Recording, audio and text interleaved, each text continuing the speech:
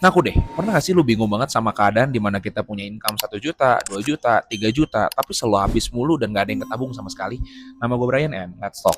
Teman-teman dari sini kita anggap dalam satu ilustrasi ya. Anggap aja kita punya income 3 juta anggaplah. Kita punya income 3 juta dalam sebulan. Ternyata yang penting itu bukan besar atau kecilnya income atau profit yang kita hasilkan, tapi gimana cara kita manajerial porsi-porsi selama kita spend uang tersebut. Boleh saran, yang gue lakukan sih yang pertama adalah dari income yang ada, 50%-nya pasti gue pakai kebutuhan. Dari 50% kebutuhan, barulah 20% harus secara sadar kita lakukan secara intentional. Begitu uangnya masuk, 20% langsung kita buang ke slot tabungannya. Jadi udah pasti nih, selama setiap bulannya kita memake sure ada uang yang bertambah, yang nantinya buat kita beli aset ataupun investment yang kita butuhkan. Nah teman-teman, ini yang kadang-kadang dianggap remeh di poin ketiga. Pentingnya untuk kita punya namanya proteksi atau insurance. Karena banyak orang kaya di luar sana tuh pakai asuransi lengkap banget. Buat apa?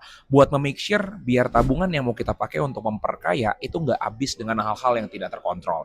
Dan teman-teman, ini juga beberapa orang anggap sepele, yaitu kita perlu bisa allocate 10%-nya budget untuk kita growth atau memperbagus diri kita sendiri. Mau itu ikut seminar, subscribe aplikasi-aplikasi AI, apapun itu untuk kita menunjang kebutuhan dan juga kemampuan kita dalam berpikir setiap harinya. Teman-teman, kayaknya gue bisa ambil satu kesimpulan, tapi ternyata nominal kecilnya itu bukan masalahnya, tapi nggak punya strategi itu baru masalah. Jadi bukan dengan berapa income yang kita hasilkan dalam sebulan, tapi gimana otak kita bisa berpikir dan membuat pattern, gimana caranya kita bisa atur keuangan kita dalam sebulan dan kita bisa capai financial freedom yang nantinya kita inginkan.